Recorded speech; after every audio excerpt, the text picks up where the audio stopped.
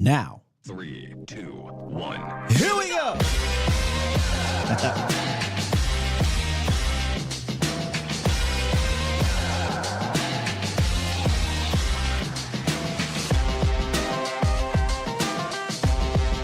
Good morning, good people. Welcome to A to Z Sports Live. We are streaming live on YouTube. And of course, I am your host, Will Skywalker Steel. Boom! What's up with you? We got a good one lined up today, man. We are a mere 5 days away from the Cowboys' first preseason game. So I thought this would be a good time to check in on the training camp battles and give an update on where these things are at. So we're going to do an offensive edition of our training camp battle updates. We got running back, quarterback, tight end 2, wide receiver 3. This will be a fun one. I want to rap to y'all about it. Plus, in doing so, there seems to be a major shift, a role shift on the horizon. And I'm hoping it's true. I'm hoping, I pray to the football gods a lot, but I'm praying to the football gods that we aren't being... You've been had. You've been took. You've been hoodwinked, bamboozled, led astray, run amok. This is what he does. No. I'm hoping we are not hoodwinked and bamboozled and led astray and run amok. Because if so, meaning if this is true, this role shift, it opens up a totally different dynamic to the offense, in my opinion. And it's all I've been asking for. But what's good with your Bomb Squad? Bomb Squad! How we doing on this Tuesday? Like I said, man, we are, 5 days out? First preseason game. We got a scrimmage coming up. We in the middle of this thing now, man. What are we in, week 3 of training camp? We were just talking about a month or two ago, dead period, slow period. And we are about to have real live football, man. I'm so excited. I know half the nation is not, but I don't know, man. I love this game. I love watching this game. And this is what it's about. These dog days of camp leading into preseason games where some of these down roster guys are going to be fighting. You know how diabolical you got to be as a football fan to watch the third and fourth team players out there. Yeah, that's us. That's all of us. All right. So let's hit this roundup where, unfortunately and fortunately, we got good news. We got bad news on the injury front. I feel like every time we get good news on the injury front, we get bad news on the injury front. Let's talk about it. It's time! It's time! It's time! It's time! It's time. It is time for... It's time for the morning roundup. Round 'em up, boys. Let me talk to you. Yeah! Yeah. Shouts out to my guy, LA Knight, baby. Hey. So, we knew about a few of these guys already, but yesterday, let's talk about the good news first. Let's talk about the good news. On the good side, Trayvon Diggs made his return yesterday to practice, and not just out there stretching and playing against air. He was doing actual team drills and made a play. And that play went viral, but because they tried to, Trey Lance almost do a pick to Trayvon Diggs, Trey on Trey crime. And, I feel like people were just trying to really get people riled up. But nonetheless, Diggs is out there. He's practicing. He's not doing full team things, I don't believe. But actually, no, he was. But he's being monitored. Let me say that. They're not letting him go out there and just be, have free reign. So that is good. That is a very, very good indication that he's on his way to being able to be playing week 1. Where he's at with that by week 1, that's a different story. We'll just have to get out there and see it. On the bad news front, Royce Freeman left practice yesterday with a groin injury. He is now the third player to deal with that groin injury. You had Israel Mukuamu, Luke Schoonmaker. Izzy sounds a little bit more serious. And Schoonmaker, he's been out for a few days. I'm not sure if he's going to return today or not. We'll talk more about him later. But I hate this for Royce Freeman. Kind of, because what did I say coming in this thing? I felt very confident in Royce Freeman being able to impress the coaching staff and being a guy I think that could be a part of this rotation. The only thing I can't count for is if he goes out there in camp and he's not available. And now he's not available. So hopefully this isn't serious. Hopefully he's back out there. Fortunately for him, he's made an impression already on the staff and the front office. So we'll see if it's enough to give him some leeway. But at this point in time, you just don't want to miss practice, man.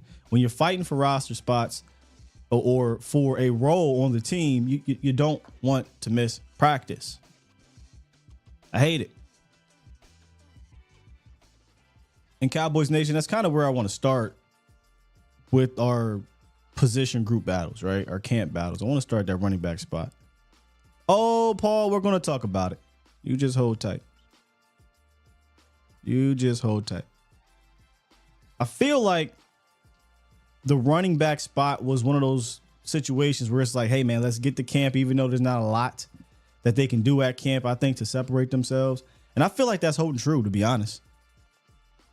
You know, I don't think you can do much at the running back position in training camp to really separate yourself. But we are here. Here is still a camp battle, and we haven't hit a scrimmage yet. We haven't hit preseason. So where are you guys at? Let's talk about it. Now, I don't have all the names up here, but this is more so of an update on the room as opposed to an update on who's leading the way. Because let's be real. Zeke and Rico, they feel cemented in that 1-2 role, right? Like they feel cemented. This feels like maybe one week is Zeke, next week is Rico, at least to start off. And then at some point, one of these guys will pull away and the staff will settle in on a game in, game out starter. But from all accounts, sometimes it's Rico just with the one. Sometimes it's Zeke. I feel very firm on this one where 1-2 Zeke, Rico. We just talked about Royce Freeman. That's the one that, unfortunately, got to put a TBD on it now. How long is he out? Is this a serious groin injury? Is it just, and we'll probably have a press conference later where we'll get an update on that. Is it just something that'll keep him out for a day or two and he can get back out there? But I also felt like Royce was a guy after listening to Steven and McCarthy. Hey, be on this team. Let me jump down to Deuce real quick.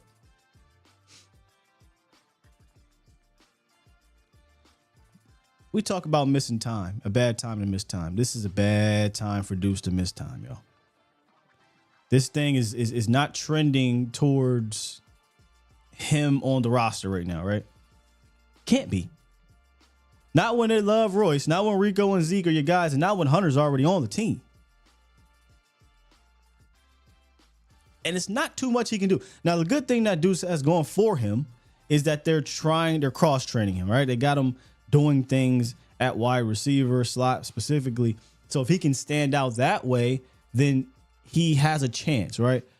But if he doesn't, if he's not impressing these guys, how else can he make? He doesn't play special teams. And if Zeke's not playing special teams, Rico Dowdle's special team snaps are likely to decrease a little bit. Everybody else has to play special teams. And no, am I talking about Deuce just being out there on kickoff on one side? That's not enough. Like, Hunter's going to play everything. Royce is going to play everything. At one point, Rico was playing everything. That's what it's going to take. And then you got, obviously, Malik Davis, Snoop Connor, and Pete. These guys all competing as well. But I don't think they're going to be able to show much of anything until training camp. I'm sorry, until preseason. Now, let me focus on Hunter real quick. The more I do this, there are always certain things I talk about. I have to see this at camp. Let me see camp first. Eventually, it may lean into, well, let me see the season first before I believe it. And one of those things was the usage of Hunter Lipke, Cowboys Nation. I said, no, man. I have to see them at camp or preseason, but mostly camp because we got duped last year in preseason. How are they utilizing Hunter Lipke? Is this going to be the same old same of what they were doing last year? Or is this going to be more of what I prefer, which is a Kyle Juszczyk type of role? Well, sounds like he's being cross-trained to do some tight end stuff. You listen to Jerry Jones. I mean, he is smitten with Hunter Lipke. This is what Jerry Jones said about Hunter Lipke. Really like the work that our fullback is doing. He's very instrumental, and of course, he's going to be a big part of this offense, and he's earning it. Now, listen, I don't listen to Jerry about contracts and all this other nonsense, but I told y'all when the Joneses say things about the roster, like who's making it or who's going to be involved, who's stirring the drink, my antennas poke up. He said he's very instrumental, and of course, he's going to be a big part of the offense, and he's earning it. Mike loves his versatility. We all do. Sounds like a Kyle Juszczyk role. And that's all I'm asking for. Because I think in 2024, you just cannot have a fullback on this roster in the traditional sense or use like the Cowboys were using last year. It's a complete waste of a roster spot. And it's a disservice to a guy like Hunter Lipke who can run the ball, can catch the ball, did tight end things, H-back things, blocking things, all that, mostly running and catching at North Dakota State. So if you're just going to have him here to be, hell, I don't even want to use that because Moose caught the ball at the backfield. But if he's just going to be purely a blocking guy and he's only going to get you 8 total touches, I don't even think he had that all of last year. Yeah, no, I'll pass on that. But if he's going to be used like a Kyle Juszczyk, sign me all the way up. How is Kyle Juszczyk used? If you guys aren't familiar with it, this is just the game against the Cowboys. I didn't even go and grab a bunch of film from other areas. What I love about what Shanahan does with his tight ends and Juszczyk is that, excuse me, these guys will be everywhere. And just because they're at one spot at the snap doesn't mean they're going to be there post snap. So, pre-snap, you got Kyle Juszczyk lined up outside of Brandon Ayuk. So he's lined up one spot. The play goes. Now he's outside of Kittle. It's the second spot. And as the play finishes, it's all the way over here in a third spot. Obviously, we know Kyle Juszczyk had a game against the Cowboys. Gets a first down.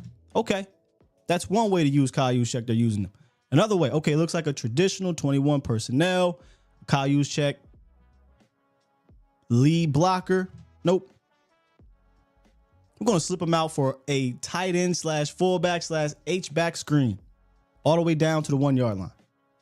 Okay. Now, we're definitely going to see Kyle Juszczyk as a lead blocker here, right? Nope.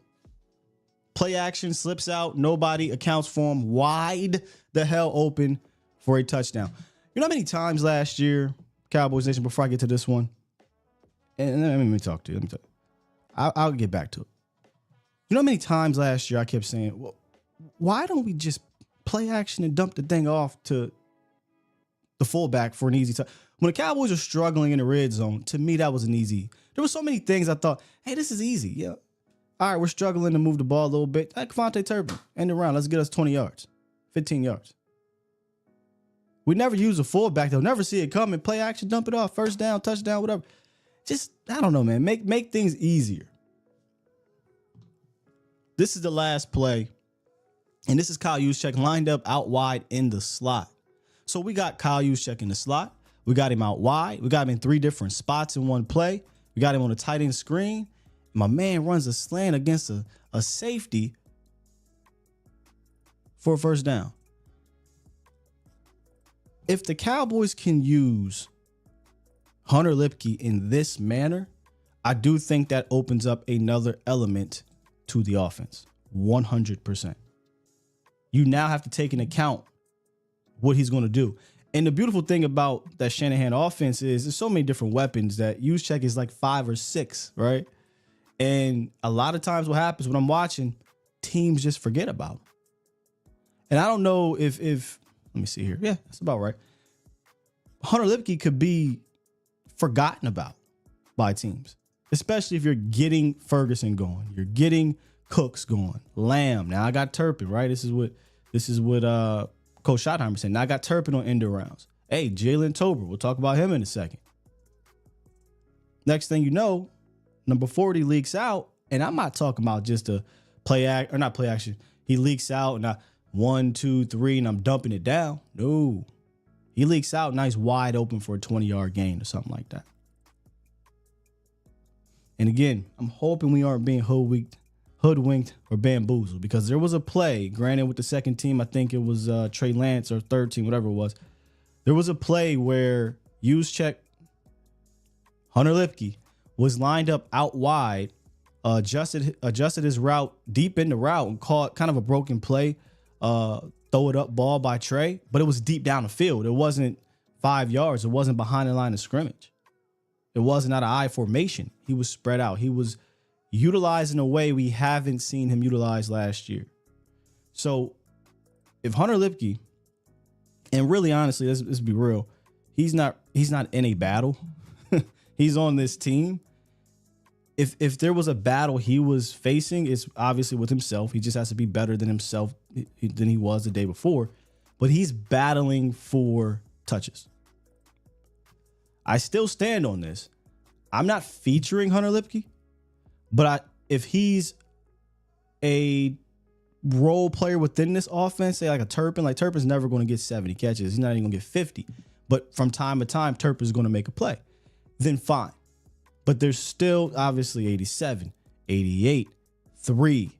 Now you'll see 1 be involved. And then you start talking about a Hunter Lipke.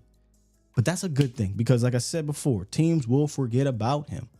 And he has the ability to make plays if given the opportunity. My skepticism was the opportunity, the creativity. Can they use him like Kyle Juszczyk? I sure as hell hope so. So that's the running back battle and where we're at right now.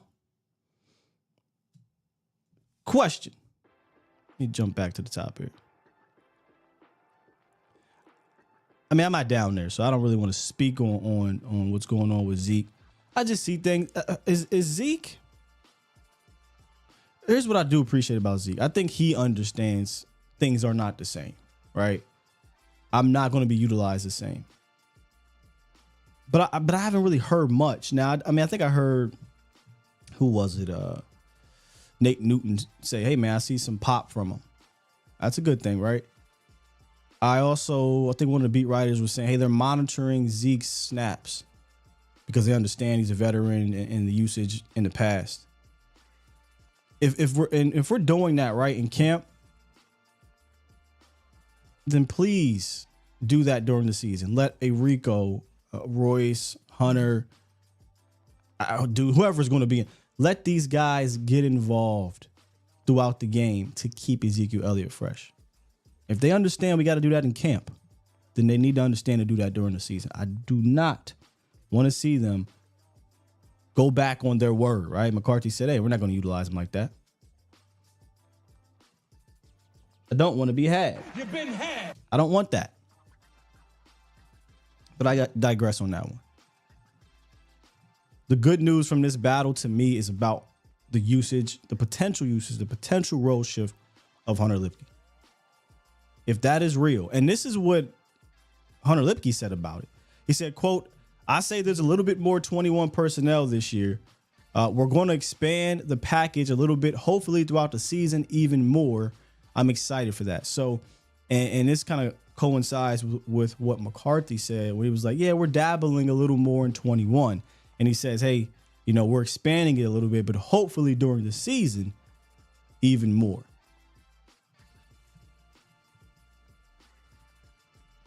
Did I see a deep catch Zeke had? Nah, I saw the Rico Dowdle one-hand dip.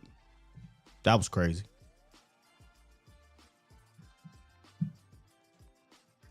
Al Thor says he's not sure it matters who's running the rock. Need to see our O-line blocks. I mean, yes. The line is 100% a huge catalyst to the run game. And that's what we've been saying all offseason, right? The Guru says I still keep thinking McCarthy just lets his own coordinators scheme whatever they want with the running backs. Green Bay with Philbin, here with Kellen, Schottenheimer. That's interesting. Basically saying you don't really think McCarthy cares about the backs. I mean, that's fair. his history would suggest that that's not really where he. And if you listen to him, he's very excited about the perimeter game. So I mean, I think that's a fair thought. And sometimes you should delegate, right? Like that's not his area. But is it Solari's? Is it Kellen's? No. Is it Philbin's it was supposed to be? Who was that guy this year? Who's that guy this year? All right, let's move forward with the second camp battle update. Wide receiver 3. Man, this one we knew was going to be one of the most heated battles because all of these guys were young, hungry, slightly unproven. I mean, Kevontae Turpin, Tober, they played in games, but mostly unproven. And right now, it's Jalen Tobert's job to lose. And I'd be shocked if I just don't see him just obliterating in front of us. But Jalen Tobert has made another jump in his game. Somebody out there, I can't remember where I saw this at. I might have heard it. You listen to so many podcasts and shows and all the updates, they all mesh together. But somebody said along the lines that Tobert's looking like a seasoned veteran in how he's playing. Y'all know how crazy that is? Tobert didn't know where to line up 2 camps ago. He now looks like a seasoned veteran. That is huge. And we talk every year about, hey, if you can gain Dak Prescott's trust. Well, here's what Dak Prescott said about Tobert. Quote, he's approached this camp with that intensity, talking about him going out there and being a number 1 wide receiver. Dak said, go out there and aim to be a number 1 wide receiver. He said with that mindset, and he's made exactly those kind of plays practice after practice. I know he's given me tons of confidence in him, and I know his confidence is growing, and the play callers have confidence in him to keep feeding him the ball. That last part's huge. My trust is super, super high in him. I trust him with any route, wherever it is, against whoever, end quote. Ladies and gentlemen, I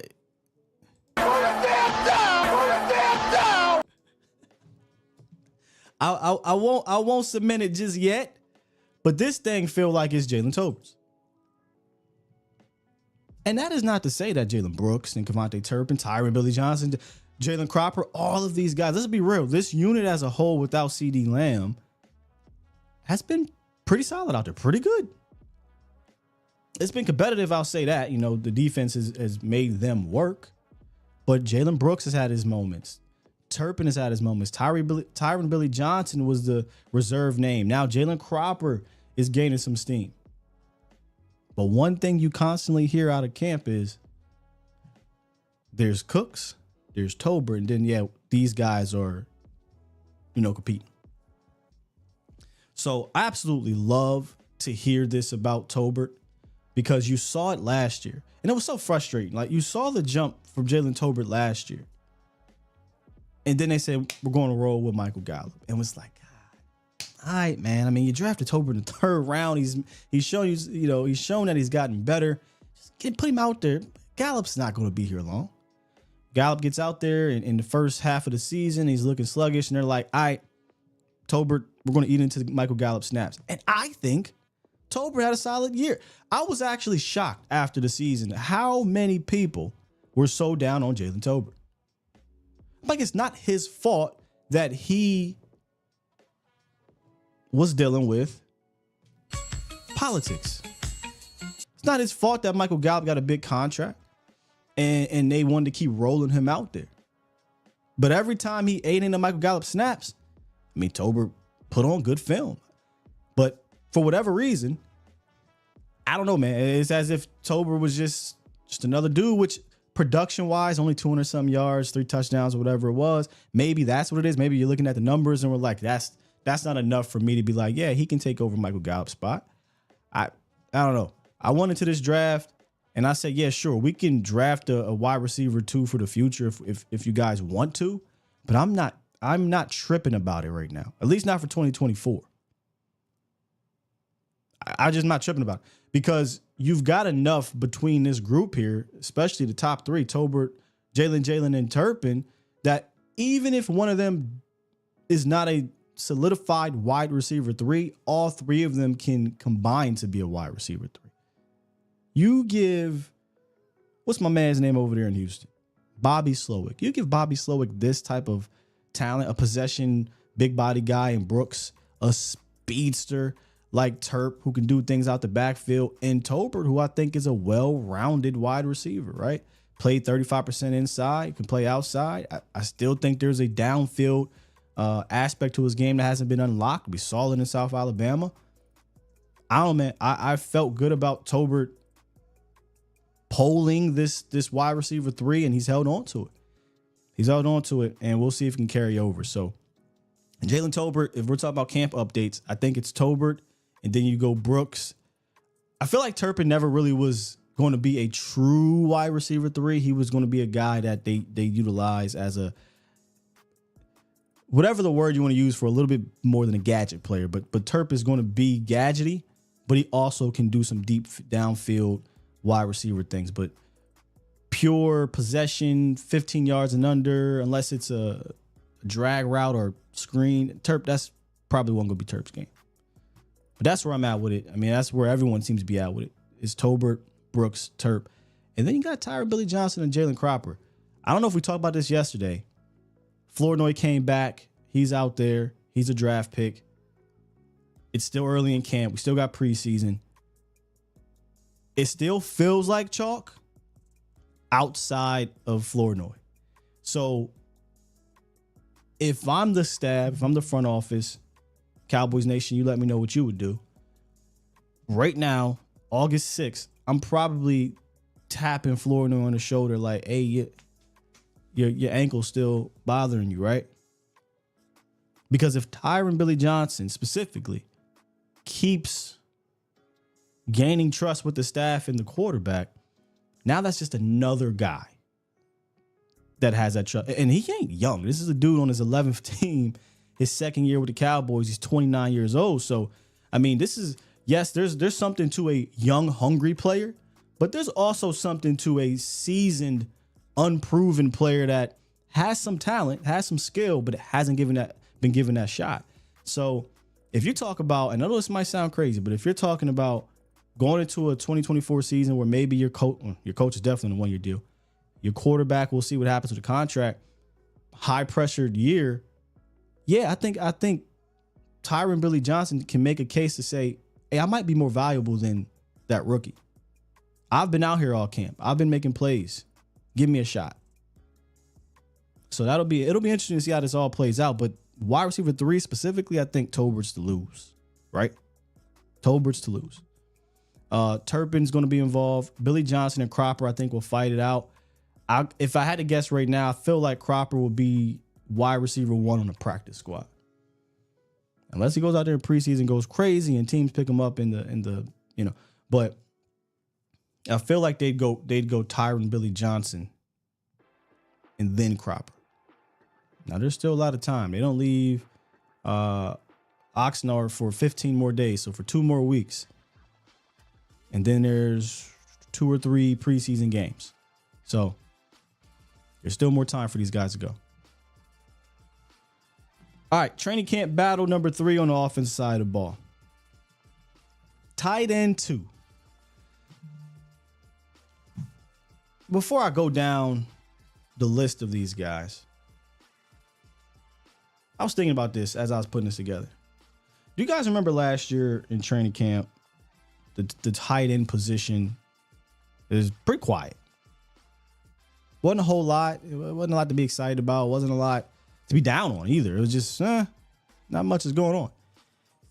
Feels very eerily similar. And I don't know if that's by design. I don't know. But it just doesn't feel as poppy as it may have in years past. It feels like last year, honestly. It's really weird. Now, preseason, I think, is where these guys will really have the opportunity to shine, because in preseason, quarterbacks love to go to their tight ends. It's safe. It's easy. You're not taking higher risk going outside. But that's just kind of, I was just thinking about that. Like, it's just this position. I'm not saying it, I'm down on it or anything like that. Just, I just haven't heard anything crazy good or crazy bad. It's just like, hey, they're here. And I think that could be by design. But anyway, Luke Schoonmaker. Stop me if you heard this before. Luke Schoonmaker is out of practice with an injury. We talked about it at the top of the show. He's dealing with a groin thing. I didn't know it was a groin yesterday when I brought this up, but it's a groin, and I don't like that. I feel like, wasn't it a groin in the offseason, right, in spring, that kept him out?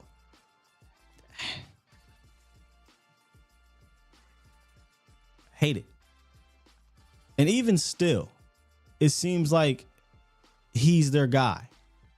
With the draft capital, right? He'd have to be either awful or out for the season, and he's neither of those right now. He has not been awful in camp. He's progressing, and he's not out for the season. So for me, it's about being out there.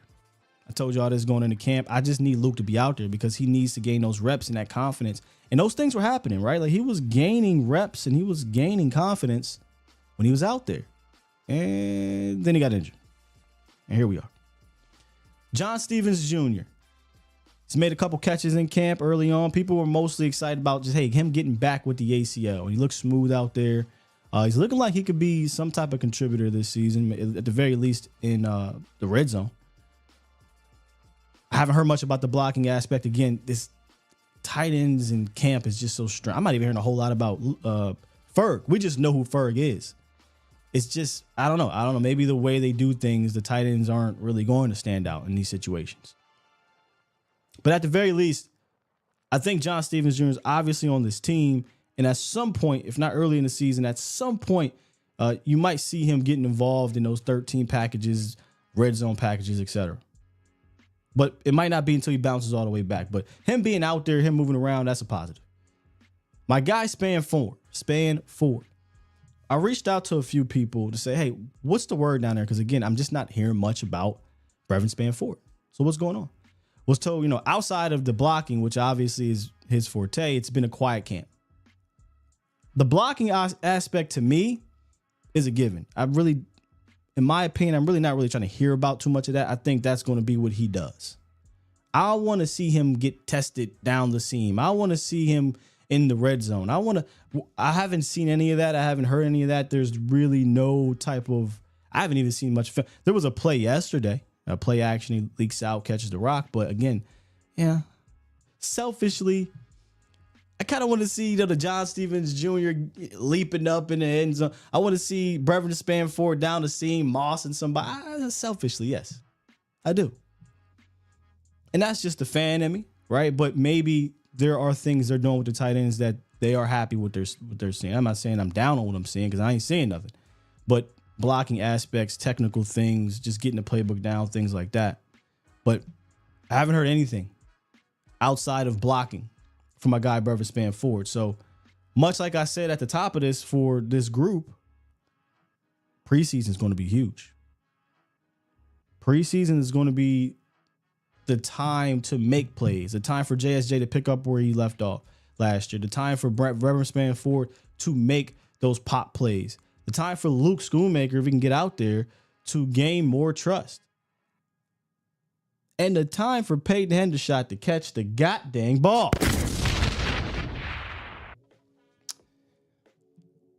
We're talking about those seam routes. Hendo got a nice little seam route yesterday.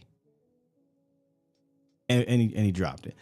And the thing about when Peyton Hendershot drops the ball, and I know I'm getting on Peyton Hendershot, he don't just drop the ball, y'all.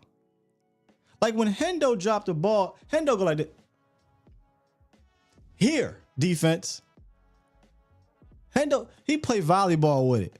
And his chance for interceptions. But all jokes aside, that's not the first time he dropped the ball. I mean, been hearing he's been dropping the ball in camp. He's also been catching the ball. He's also been making plays, but this just feels like this is who he is. This is going to be him. And I was telling Matt yesterday, I don't trust him. I'm sorry.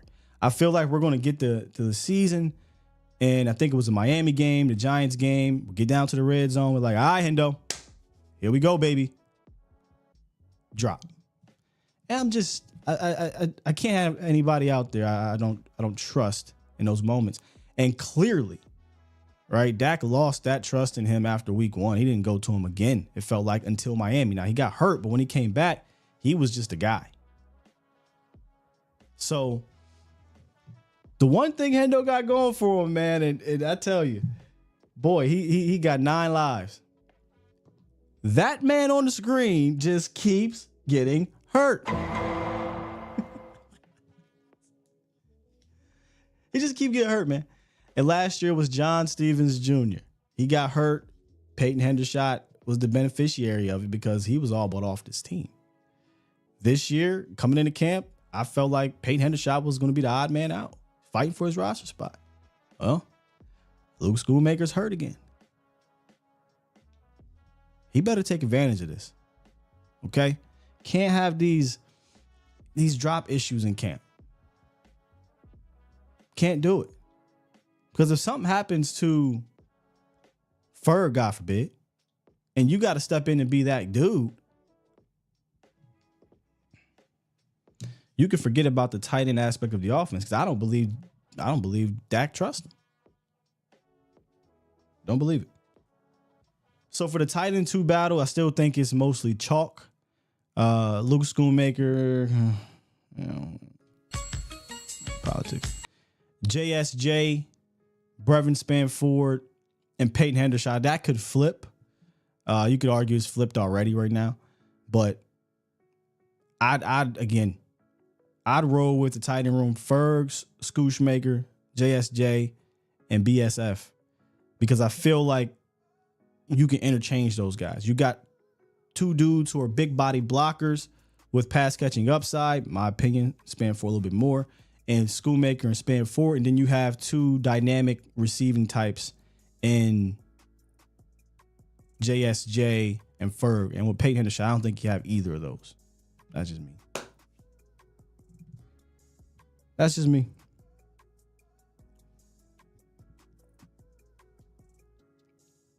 I ain't trying to depress you, AG.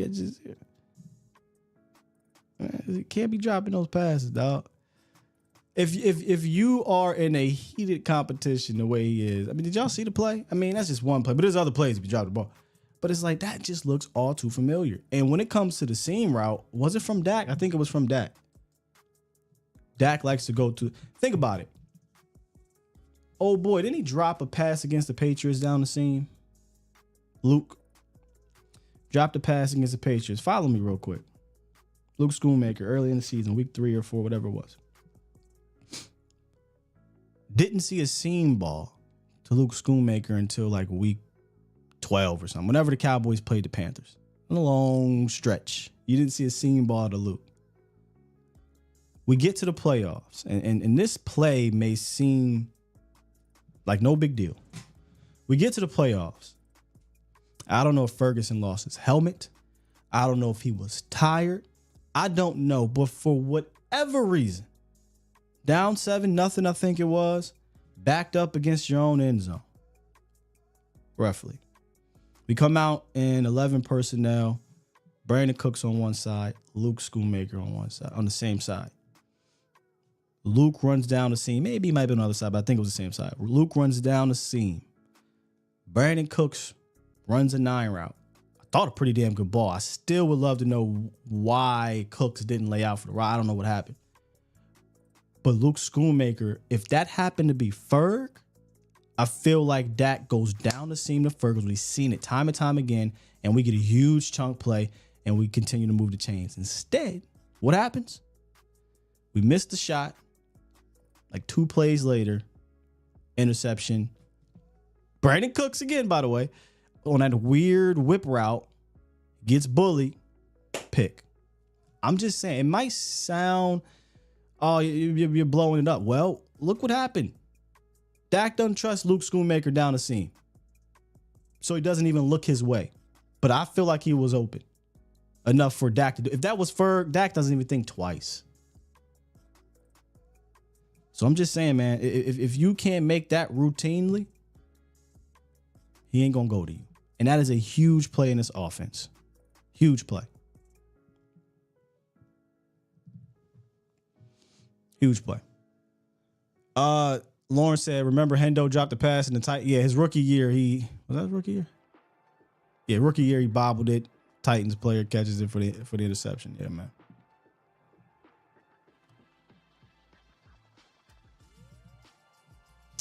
All right, this is the final battle offensively, and it's the quarterback 2 battle. This one, as it currently stands, is still Cooper Rush's. And I'm going to say this. I don't think Trey Lance can win the quarterback 2 battle in training camp. I don't think it happened. And honestly, it's not about his progression, because each day he's out there, he's getting better. That's just by default, he's going to get better. It's in this setting, this offense, training camp. And Cooper Rush is no amazing player, but he's way too experienced to completely look out of sorts. Where Trey is trying to still figure out the offense, and now he's dealing with a different defensive coordinator throwing crazy stuff at all these quarterbacks. It just won't be clean for him because he's learning how to be a normal quarterback. And that's something Cooper Rush already knows how to do. Where Trey Lance wins this battle is in preseason. I said this to you guys the other day. Maybe it was last week. For Trey in camp, it's about just stacking good days. Stack good days, and that turns into stacking good games. And that turns into stacking good weeks.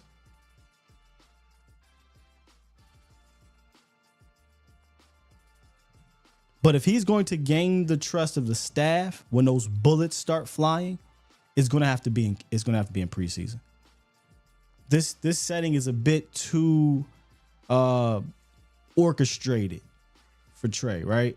It's a 7-on-7 drop back, stay in the pocket, scan, 7-on-9 drop back, scan. Even in 11 on 11s, full team drills, it's not like, yeah, we've seen him skedaddle up out of there and use his athleticism, like no doubt about it, but they can't hit him, things like that. Just straight pure drop bagging and quarterbacking, yeah, he's going to struggle with that because that's not his game just yet. And this offense is not going to tailor the offense to its QB3. It's not happening. So Trey's just going to have to get out there. He's going to make his mistakes, learn from those mistakes, and get better. I've seen some good throws from him. I think he's getting better, day in, day out. Now it's about getting out there preseason and making these plays really for the guys up top. I'd imagine if it was up to the staff, they're still going to roll with Coop because if push came to shove, I don't know if just yet Trey Lance has gained the trust of these guys to say, all right, our season's on the line. We're not changing the offense. This is what we're doing. I don't know if that's the case yet. Now you go out there against the Rams, preseason week 1, and he is making plays with his legs. I don't care if it's against second, third, fourth. I don't care. He needs this confidence. We need this confidence. Anything else is just blind optimism. That's where he's going to win it. So when it comes to this battle, for me, it's still Cooper Rush.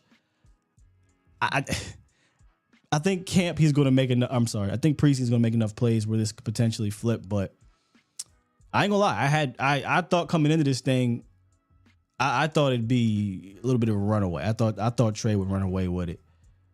Politics aside. But politics with it definitely plays in it, but it has not been the case at all for the young man. And he'll have to take preseason by storm. He'll have to take preseason by storm. And I honestly don't think that's going to be difficult to do. I don't think it's going to be difficult to do. You got a good group of weapons, right? That Trey can get the rock to. Years past, Dennis Houston, was it Fry Fogel, Vasher. This year, bro, he's going to be throwing to Jalen Brooks, maybe Tolbert from time to time, maybe Turpin, maybe. They kind of pulled him last year. Cropper is showing stuff. Tyron Billy Johnson, then the backup tight ends, and that group. So both of these quarterbacks are going to have weapons to look better in preseason. And I think that's where he's going to have to win it, man. Do you understand what I'm saying, though, about the camp situation? Like, I don't think he's going to thrive in a camp setting. Trey's athleticism and that portion of his playmaking ability, it can't happen at camp.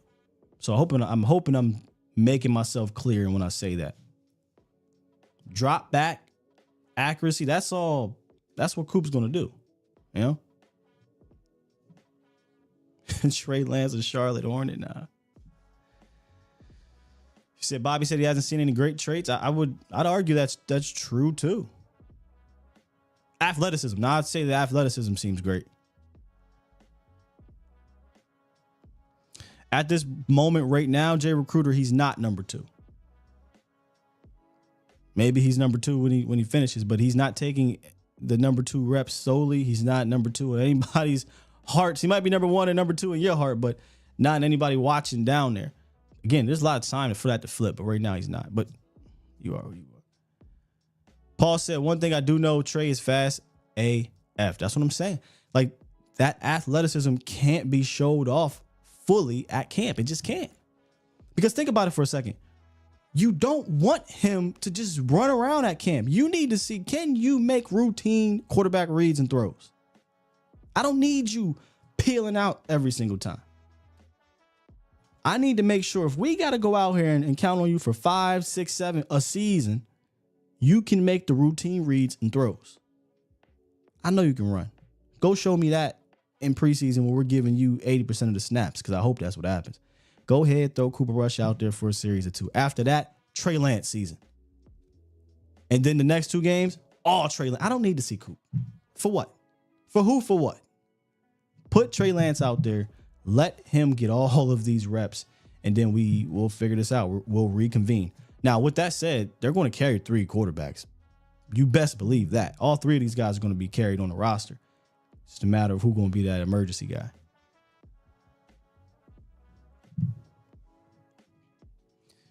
Jay said it ain't happening. That, this is more so talk for this young man. It ain't happening for him to be QB1. That's gone. I mean, there was a lot of, I don't know why, but there was a lot of fans thinking this is quarterback 1 for the Cowboys this year. Even next year, I don't think you can say that boldly. I told you guys before, that would be, I think, goofy to do that. Just go into the draft, but that's a whole nother discussion. So, quick recap. QB2 battle is still up for grabs, but I truly do believe Coop is in the lead. The tight end 2 battle. Nah, I ain't gonna do that. It wasn't politics until this injury, and if he keeps it, it probably will be. But Luke is still in the lead. John Stevens Jr. is working back from the ACL, but there's obviously good things he's doing. And Spanford and Hendo, I think, are probably fighting for that final spot.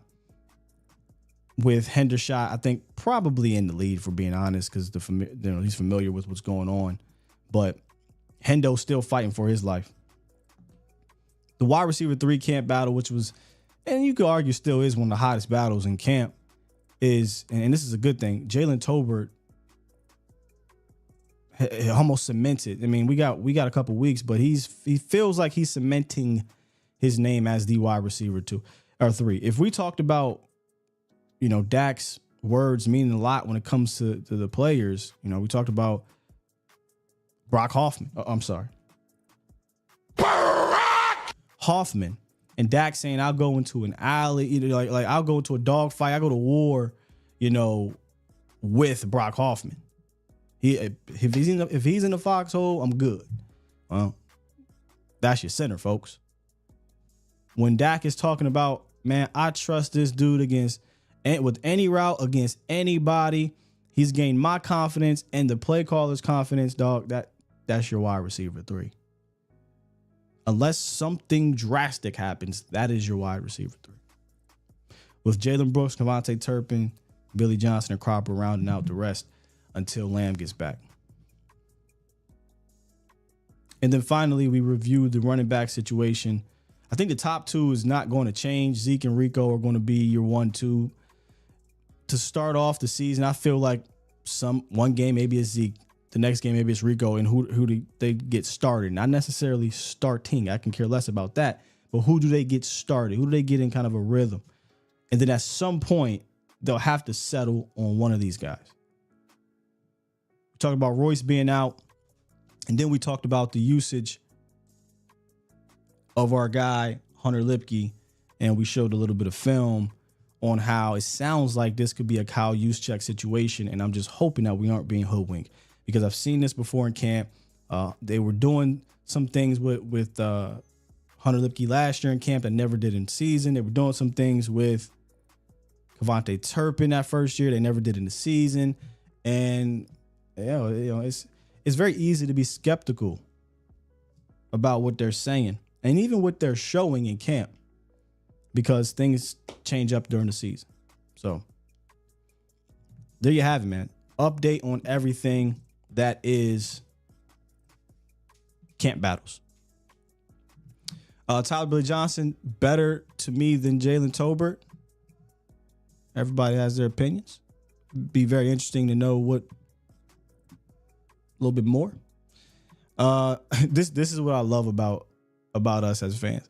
Tyron Billy Johnson is better than Jalen Tolbert since Dallas Cowboys hitter.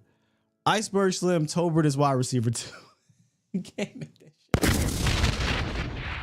Honestly, it's kind of part of me why I love doing interactive shows, because you get these type of things that you see during the show. One guy says Tolbert's wide receiver 5. The other guy says Tolbert's wide receiver 2. You love to see it, man. You love to see it.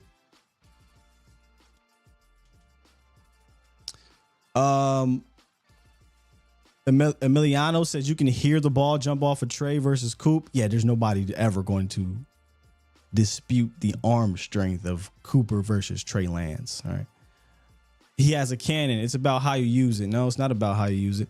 Trey was the most accurate downfield quarterback in his QB class his rookie year. Oh boy. No offense, Mr. Emiliano. No one cares about Trey Lance's accuracy at North Dakota State 4 years ago. Not a single soul cares about 2020 season about it. That doesn't matter. It's not about how you use an arm strength either. That doesn't matter either. You can have the greatest arm in the world, Craig. If you can't process the game from a mental aspect, it doesn't matter at all.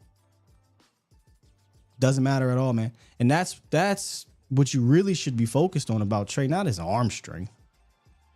Not about pop to Cooper Rush. Cooper Rush, come on. We know Cooper Rush has no arm in that manner. The reason why Cooper Rush is trusted by these guys is because Cooper Rush knows how to quarterback, and Trey is still learning. This is a guy that hasn't played a lot at the position. That's what you really should be focused on, not the arm strength. Yeah, I know Dallas Cowboys. You said that's just your opinion. I would love to know a little bit more for those who, or for you who says that Tyron is better than Tolbert. I love to hear this because it's like, hey, what are you seeing with the kid that maybe I'm missing? I can go back and look. I know he's a little bit proven in the league. He has a few catches. He's been on 11 teams though. I mean, that's a lot. You said he should be on a Jordan Love program. Isn't he kind of on a Jordan Love program? The only difference though is that Jordan Love stayed in the same scheme for 4 years. They tried it with Trey, and I'm starting to believe it didn't work out because it didn't work out in between here. And that's not, I'm not going to blame him. I told you that before. I blame San Fran. Why would you felt the pressure. You traded up for a guy that barely played the position, got him to camp, realized, we have to now tailor this offense to him because the Kyle Shanahan offense isn't going to work with him. And it didn't work out. I mean, that's on them. Gee, what's wrong, man? Cuban said, Sky, what would it take to pull a trade for Kenneth Walker? Shit, they ain't gonna do that. I love to do it. They ain't gonna do that. Oh, you agreeing with me? Okay, sound like, I'm not saying you were disagreeing with me. I'm just saying I don't really care for his arm strength or his deep ball accuracy in 2020. You said he was the most accurate quarterback in his rookie year. I was assuming you're saying going into his rookie year. He didn't play much his rookie year, so he doesn't have no film to say that he's the most accurate rookie quarterback downfield. He got 4 attempts down there? I don't know. I can't put too much trust in someone who hasn't stuck with someone over his 9 years. Text Rob. Are we talking about Billy Johnson? Nah, you said 9 years. I don't think he's been in 9 years. Who you talking about, Text Rob? Hallelujah said QB is a complicated position. It's not just about throwing the ball. 100%. 100%.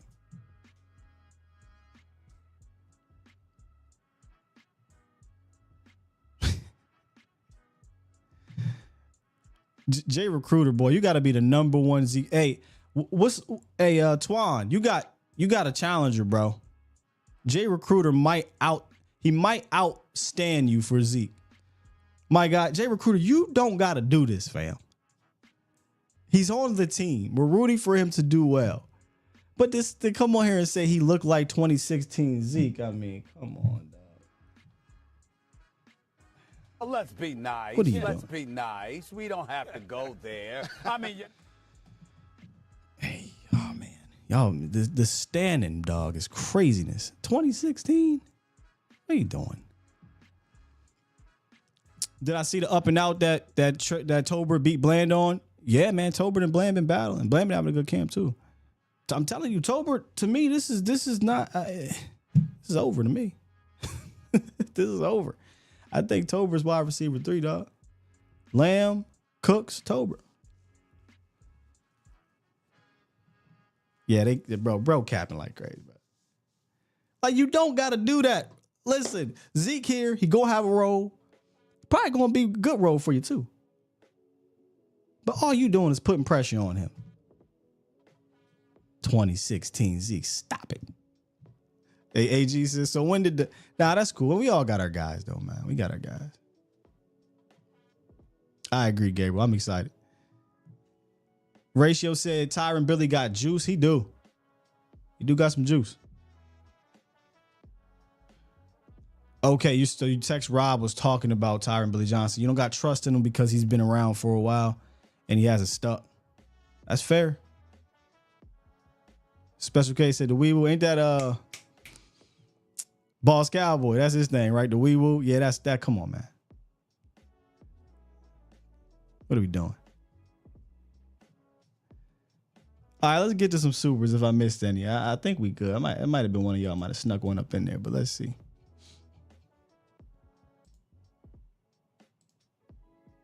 Nah, we're good. We straight. The 2016 Zeke gone. Yeah, that's not. Don't set yourself up, Jay Recruiter. That's all I'm saying. Don't set yourself up. Don't set yourself. Yeah, Zeke. Somebody said Zeke barely practiced, and that's why I asked the question. That's why I wish I was out there. And in this running back room, you can't tell anything in camp. I hate that. Only thing you really can tell is snaps, right? Like who is lining up with ones, who's lining up with the twos, are they lining up out wide, things like that. Zeke is going to be a professional. He's going to be available. How healthy, that's a different discussion. I'm not worried about Zeke this year, to be honest. He's not going to be used like he used to. I know that sounds crazy, but I'm not worried about Zeke. I'm worried about how they're going to use these running backs, obviously including Zeke, but he's going to go out there and do his job. Now, if they're going to sit here and lean on the dude, then I'm worried about Zeke. T-Dub, well, are you talking about in camp or are you talking about in the regular season? Because T-Dub says, how much burn do you think wide receiver 5 through 8 is going to get? Well, there's no wide receiver 8 or 7. That ain't happening. They ain't making a team, right? If we're talking about during the season. If we're talking about camp and preseason, they're going to get a lot of burn. Whole lot of burn. Right? Now, if you're talking about wide receiver 5 during the season, I don't think you can write that off, right? Didn't we see Jalen Brooks get some snaps last year? Guys get dinged up. You know, if you are a specialty player, you could argue Turpin was wide receiver 5 at some point, 4, 5, whatever, and he was involved. So in a scheme that is so perimeter driven, I do think you do have to look at your 5th guy and say, okay, does he provide a skill set? Yeah, so if you're talking about regular season, you just say wide receiver 5. maybe 6. 7 and 8 don't exist during a regular season. You're only going to get about 5 or 6 on a roster, right? So what does that player bring? And if it's not anything offensively, well, you can't write off special teams because they're going to play special teams. So I do think there is something to your wide receiver 5 or 6, respectfully. Real quick before I get out of here, I have to talk to my West Coast brother who is out there at camp. Brother Good morning, Mel, King. Good morning, Mel. King. Hey, morning. I love that. Morning King to the morning King. You can tell me about some things that I'm not seeing out there because I know you've been out there, Mel. But before that, how you been, bro? Man, I've been blessed, brother. I've been blessed, man. Been checking in with you, seeing what's going on, man. You still doing your thing. Hey, loving it, man. But I definitely wanted to tap in with you, bro, and just look. Now, I ain't no Pat C. Walker, so if you want the science and all of that, y'all gonna have to wait till Pat come on the show. Hey, I'm just a brother that love them Cowboys, bro. If you're down there and you got eyes, you have a legitimate opinion on what you see down there. I don't care who it is. I want to know what y'all seeing. All right, so my initial takeaways, I'm gonna just give you like some of my main points that I think might, people might want to hear. I'll say as far as the receivers go, I'm gonna be honest. Outside of Brandon Cooks, not many of the guys are winning the one-on-one when they're lining up against our better corners. That Okay. goes for Tolbert. That goes for whatever wide receiver you want to name. The corners are looking either they're looking very impressive or the wide receivers are not really getting open. But I would go. Brandon Cooks was winning. Before you go on, I would go with the former because I've seen them win though. Like I know you've been down there for a few days, but it's been 2 weeks worth of practices, and we've seen seen them win. I've seen a few practices. I ain't seen every single practice, Right. but the ones that I've seen, the DBs. They've been dominating the wide receivers. Now that part I think is real. Good. The DB part, Yeah. I think that is legitimate. Everything that I've seen and heard about J. Lou, Wanye is another one.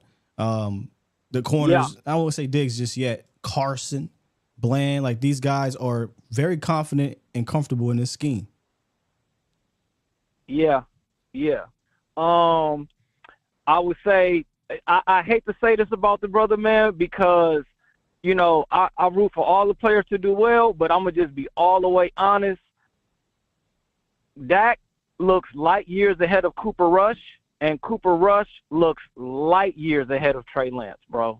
The first two passes I saw Trey Lance throw when they were doing 7-on-7s were into heavy traffic, and both should have been intercepted. After that, just a lot of inaccuracy.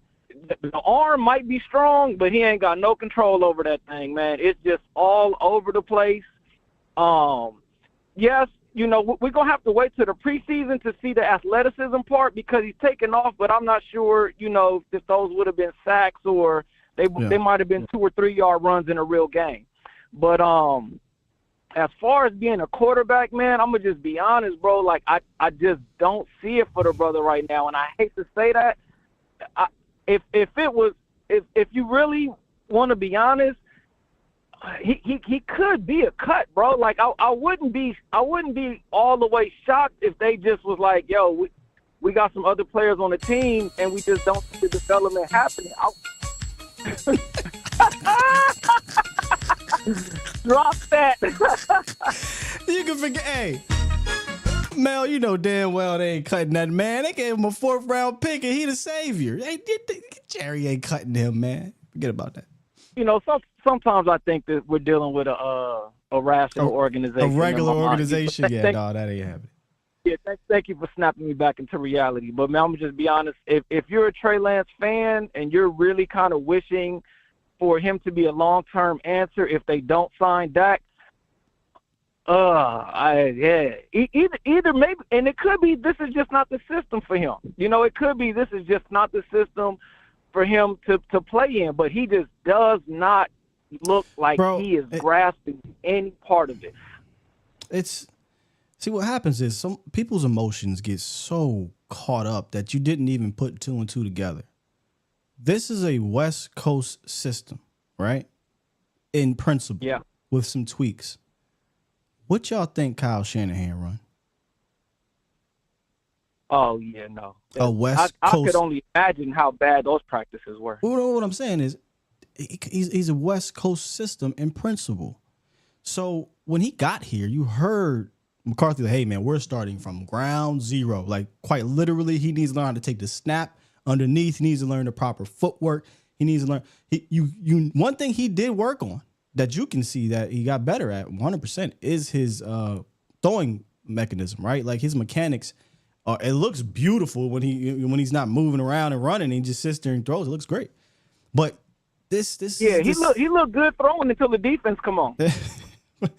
So what I'm getting at is he came from a system that, look, it was a lot going on. He was young. He's here at a very similar system, maybe not as creative, but just in principle, where it's about between the ears, right? And he hasn't had enough. So people so caught up in their emotions that, yeah, this is the guy.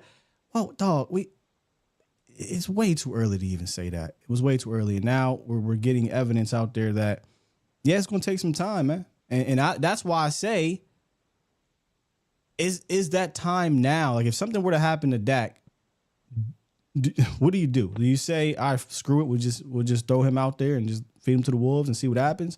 Or do you say, okay, he's out for 6 games. We know Coop can at least go run the damn offense. Coop ain't going to be a playmaker, but he can go run the offense. How do you turn that down if your objective is to still get to the playoffs and win? Yeah, man. I'll say my expectations for how these preseason games are going to go, I would expect to almost see maybe Cooper Rush for a quarter. We know Dak's not going to play. And I would expect to see Trey Lance at least 3 quarters. Well, and I'm talking about per game. Right. I hope we see Coop for a series. You know what I don't want to happen is he gets a whole quarter in all these games, and now they're taking out Brock Hoffman. They're taking out Brooks. They're taking out, you know what I'm saying? They're taking out these guys that I want to see him behind the preseason first team. So give him a series and then let Trey. What do we need to know from Coop, bro? We know everything from Coop. You give him a series. So one of the things. Yeah, I think one of the things that the way they're running the practices, Sky, is it's going. You got 1s, 2s, and then it's back to 1s. So when Trey is running with the third, he's getting far less reps than Dak, and then he's getting much less reps than Cooper Rush. So that's what I'm saying. These preseason games is really going to be his time to sort of, show the coaches really what he can do, because he's not really getting like a ton of reps in practice. Now later in the practices when they're going 3s on 3s, he's getting about a series at that point.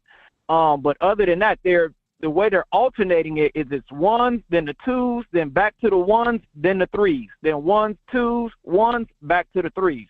So he's not getting as much reps as the other guys. So I would expect in these preseason games, he's going to have to be able to play. They're going to have to put him in there to be able to see what he can do. Because other than that, he's not really getting a ton of reps in practice. Real quick, Sky, the running back situation, and from what I saw, now again, this is just based off 2 or 3 days, I really like Malik Davis's pop, man. He really looked like he got like nice bursts. I know a lot of people have been saying Rico looks great, which he does, but I really like what Malik Davis was able to do out there. He nice pop on his runs. He was able to find a couple of holes, couple of catches out the backfield. I really like what Malik was able to do. Again, I don't know. We can cue up the music because Deuce is not practicing, but again, I think that's another guy they're going to keep on the roster. I don't know now, Rico. Man. I don't know, bro. Because did you hear what they said about Royce Freeman last week? Like the front office and the coaching staff, it sounds like Royce Freeman is a part of this thing.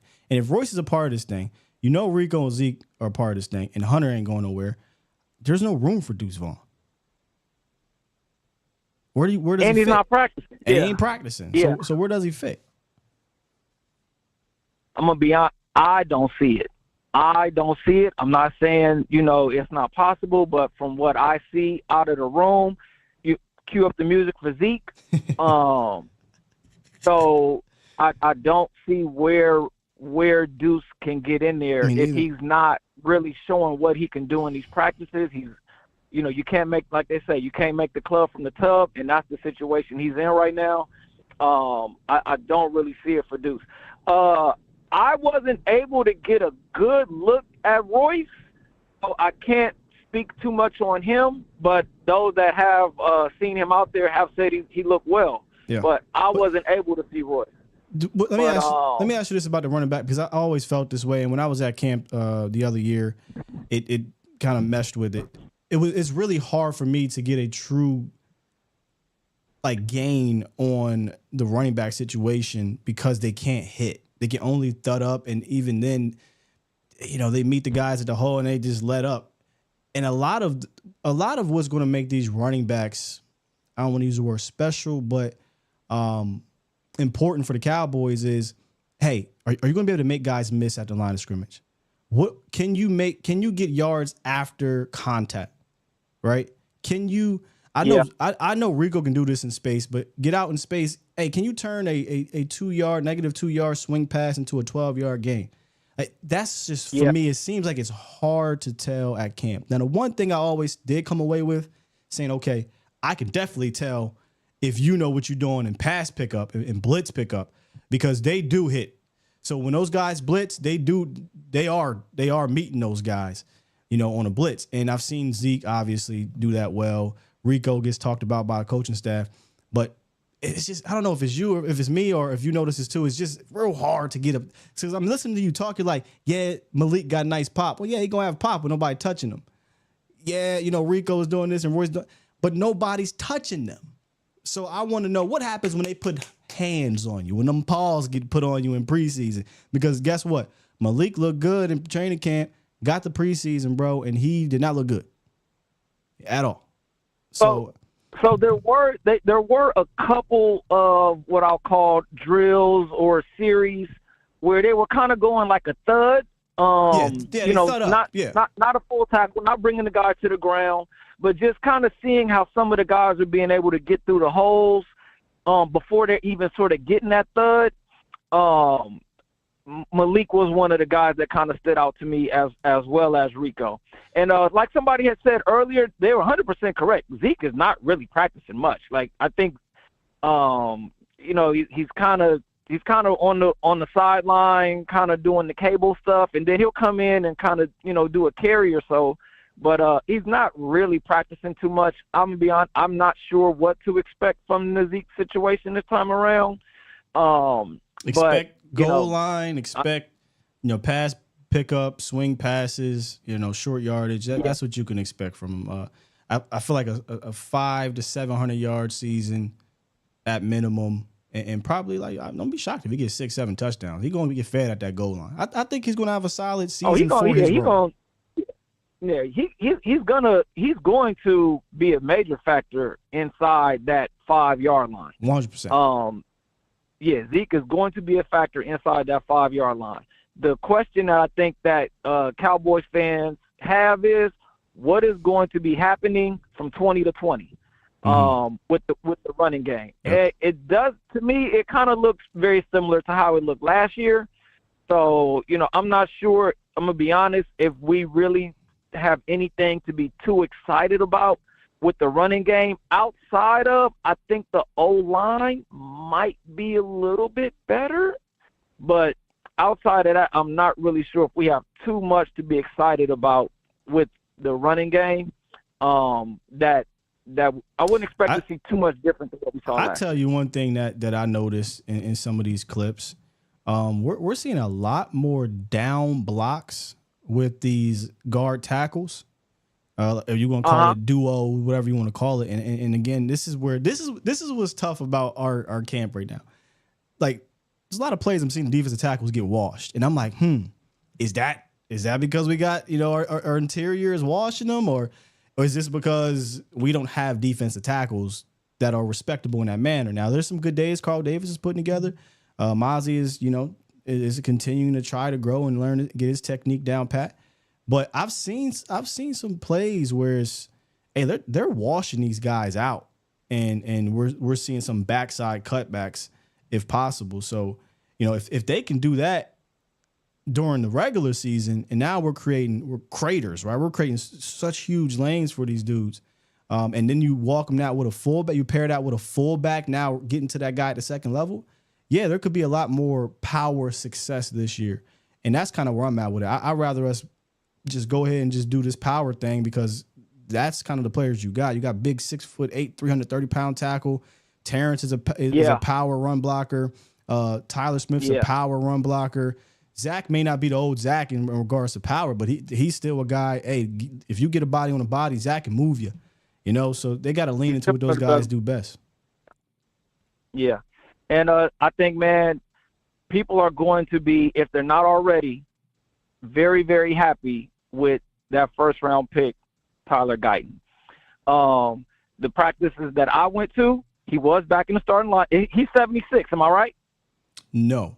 He's 60.